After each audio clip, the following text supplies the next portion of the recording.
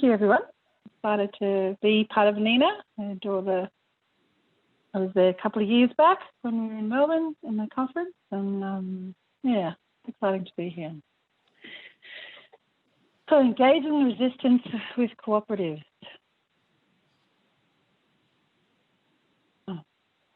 Oh, no, I don't want to. There we go. I'd like to acknowledge first that I'm delivering this conversation from the lands of the Wurundjeri people. I'd like to acknowledge their traditional owners and recognise that this land was never ceded. And I'd like to acknowledge the various lands that we're witnessing this work from. Earthworker is committed to the cause of treaty and taking practical steps towards decolonisation. I've used this image because it's, I think it's a conversation that still needs to be had, and I'll have to see it furthered. So, Earthworker Cooperative is creating a cooperative network. It's still in its early stages, and it is building momentum. We're getting some strength in some things. We exist because we see the worker control and worker cooperatives as an important strategy in addressing a range of crises. This includes the climate emergency, wealth inequality, job insecurity, workplace exploitation, and discrimination, just to name a few. And we think that these problems can be addressed by bringing greater democratic control into our economy.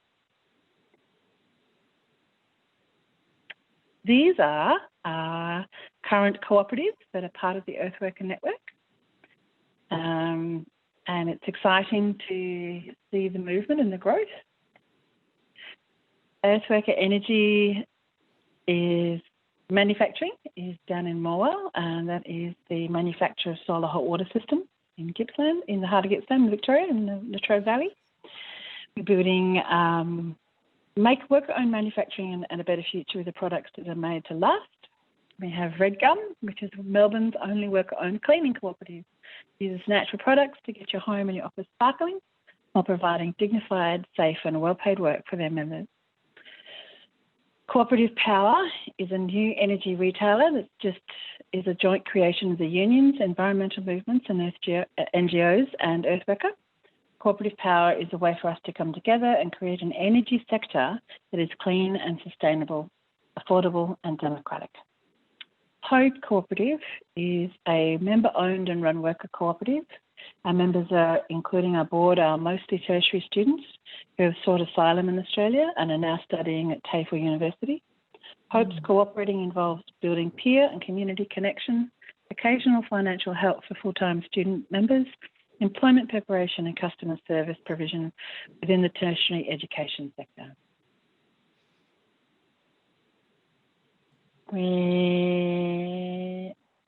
Just a little bit of guess about Earthworker. We've come from the space between the unions and the climate movement, the environmental movement, with a deep desire for a just transition.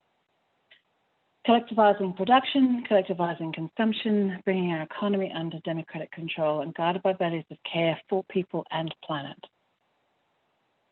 I guess I don't know if anyone can remember the green bands, but they were definitely one of our genesis moments. And that was Earthworker was first conceived about 20 odd years ago. Building that alliance in that space, which is great to see the Hunter Valley just in the last week or so. Last week or so is when I've heard about it. A new alliance in that space between the environmental movement and the union movement, recognising that there are no jobs on a dead planet. We can't keep doing that equation between job and earth. So Earthworker has been building this bridge between the environmental and the environmentalists and the workers, and it means that the worker cooperative is trying to do work that helps the planet, that can benefit from the support of both the green and the labour movements because of our shared goals. I do have quite a lot of information in my notes, and I can make my notes available later, but I'm not actually necessarily going to go through them all right now. There's further links in the notes. This is, to me, this is why this is about the engaging the resistance. The way we work is so critical to the way we see the world. And when we are actually living in a empowered sharing of decision-making, a democratic process in our workplace, we have a really different way of being in our country and a different practice of what we expect from our politicians if we ourselves run up our organisations, our workplaces democratically, rather than the top-down obedient structure that is management, or hierarchical management of corporations. I was quite excited to find Stefan Tabal is just in RMIT, and his thesis that this comes from the cooperative economies in a global age is quite an excellent read, and you can find it online. But to me, this is the reality of Australia right now. There's about 1,700 cooperatives, but only 16 of them are worker cooperatives. And I wanted to highlight, I guess, one of the key differences we see between the corporation and the cooperative, and perhaps a little bit of an understanding of why we could even consider the difference between them. Why even consider the cooperative? Because to me, the business as usual, the corporate way of life, participating in the corporatocracy, there's so many deep levels of control and extractive by nature capacities that corporations have that I think we don't even know what it looks like to question that reality. And I think the wage parity is probably one of the simplest ones to recognise, that the bank teller in Commonwealth Bank could maybe be earning maybe $60,000 per annum, whereas the CEO is earning nearly $4 million per annum. And there's two different human beings doing two different jobs, yes. Is it 1 to 65? Is that actually a ratio that we really want to keep participating? And we want to keep supporting. And to me, when you step across into the worker-owned cooperative and you make that decision, we want to have a pay parity of 1 to 1, 1 to 2, or 1 to 3. It means that everyone starts at $30 an hour, and if you want more than that, then you make sure that the business grows so that everyone can get paid more than that, not just the ones at the top. We're finding more and more nowadays, though, that it's actually the startups of a cooperative are more likely to succeed than the startups in normal business, which is a pretty exciting understanding. And that becomes, a recognition that there's a lot more intention, a lot more work that goes into that place of beginning something and wanting to see something become successful. And I think the other one here, the flat lean management that's collaboratively appointed rather than that many tiers of management which is imposed without consultation. The book Bullshit Jobs, I saw NENA 2 years ago. I'm pretty somebody speak to the work of that. And the nature of bullshit jobs, the nature of the unimportant work that's just there for the sake of work, that is something cooperatives can't sustain. Every single human being in a worker-owned cooperative is really participatory. They have to be for the work to work. So that's another beautiful part. And it's meaningful work. I think we have every right to it. And I think this is the core difference between the two. By law, corporations can only value profit. That's their entire purpose of being. Whereas a cooperative values quite a different story. We speak to self-help, self-responsibility, democracy, equality, equity, and solidarity. This is a entirely different reason to be doing business in the workplace. And when workers come together in this intention, when we all value these things together, we build an environment that becomes, it's open, it's honest. We've a deep responsibility for ourselves and each other that becomes something I think that we're missing in our culture, like some kind of really lived expression of our values. Because we can have values that we use at the polls when we vote, but to have values that we use in everyday life, in our actual day-to-day lives, in our actual earning of our work and paying our rent. In these ways, we build something quite different. So these values are the values across the globe that all cooperatives engage with, and it makes it for quite a powerful understanding that there are cooperatives, worker-owned cooperatives and other cooperatives across the globe who are all in the same ilk, of the same intention, of the same desire to see this kind of world. And I think when you've got your shoulder to that particular wheel and you're participating with that particular conversation, then it's great to feel and know that you're part of something quite huge and quite global. So these are the principles: open and voluntary membership, democratic and member control, cooperation among cooperatives, which is definitely how we're functioning with our group of cooperatives that we're building in Earthworker, autonomy and independence, member economic participation, our concern for community, and education is cornerstone, like education of each other, education of how it is to build the practice of consensus, the practice of facilitation, learning how to keep doing the work that we're doing, and then also learning how to do it in ways that make for a better expression of the work that we're trying to achieve. In a nutshell, this comes from the game Cooperly. I don't know if anyone's seen that game, but it's a great game to play, and I do really enjoy that game. Just to get people's heads around the idea, and playing it with people is great to make it, So democratically owned, democratically controlled, and democratically benefiting. I think we get, so that's what they are. And this is why, engaging the resistance. Now, in the notes, you'll find a link to the actual speech by V from V for Vendetta. And the truth is that there's something terribly wrong with this country, isn't there?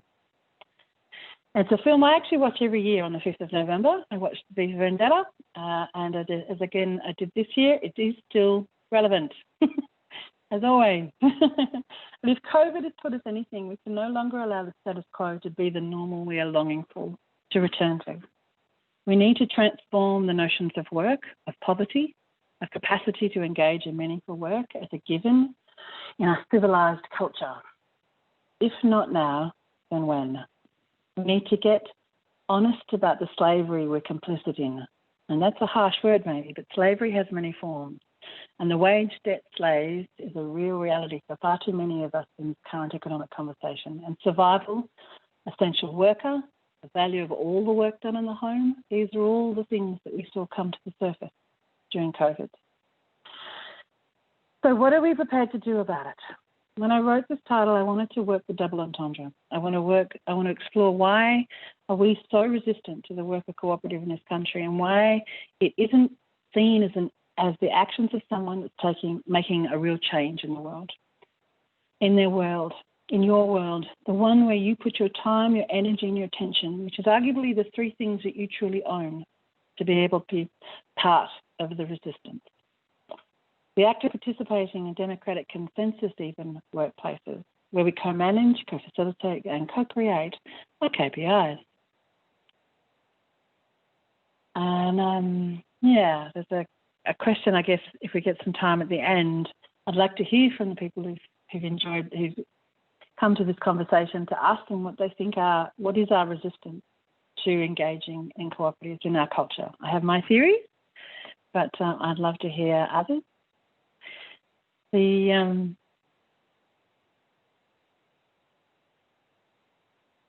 me, we are living in a corporatocracy. Our government is owned by coal, fossil fuel. We've got a corporatocracy running the show. Yeah. And if we want to shift it, if we want to make it different, to me, there's 5 simple actions that we can take right now. We can build them, we can work in them, we can stop buying from corporates and build worker-owned cooperatives, stop working for corporates. And if no one has known of these people, but divest from the marketforces.org. I don't know if everyone's seen them or knows of them, but Market Forces has been doing a fine job in helping us to step away from those places. But the other one, to me, the key one is normalising working in cooperatives. I think it's such a foreign notion that giving ourselves permission to even see ourselves and recognise ourselves in a cooperative is actually kind of key. And that is why we are doing this work. So I've been working with Earthworker for about 3 years, and I have a Bachelor of Business in Entrepreneurship. And I've come to Earthworker in deep love of their intention and their desire, but I do recognise that they are an organisation of environmentalist and union members. So that space between that I hold, which is the business conversation. And I must say, when I studied entrepreneurship at RMIT, no one whispered the word cooperative.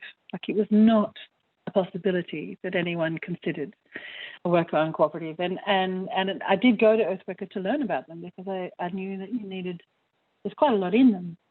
So the longer I was there, the more I realised that starting a worker cooperative is not just about getting the rules right or getting your disclosure statement sorted or even having a really good business idea. Often a good chunk of it is actually perceiving yourself in the work, in the doing of it. So we built, of course, myself and Eleanor Coffey from Red Gum. She was one of the founding members of Red Gum. She and I built this body of work, which was starting a worker cooperative, and was exciting to get a grant from Borderlands to do the actual development work of the course, and then also for the Jesuit Social Services, Jesuit Community College, to back us by hosting us for our first delivery, our pilot delivery. So we're in week 7. I just delivered that this week, and it's been very exciting to see, 12. We had 12 people in the course and 12 people on the waiting list, and it hit a bit of a note, which is great. And we do have intentions to run it every term of next year as well with Jesuits, but then also in other. And we built it in the ACFI, or the pre-accredited training space, because to me that space has got education with the intention of real learning rather than compliance. Yeah, it's not a Cert 4 in starting a workers cooperative. It's a pre-accredited training, so that you can take from.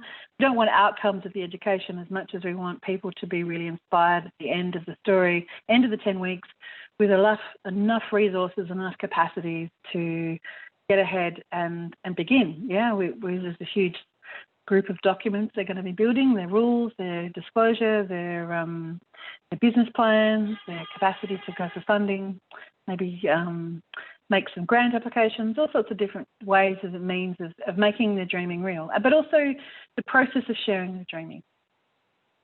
So that's it for me. I think I'm done. I'm part of Earthworker. If you'd like to come and join us and be part of Resistance, that's us there. And yeah, become a member. And I shall stop the show there. Thank you.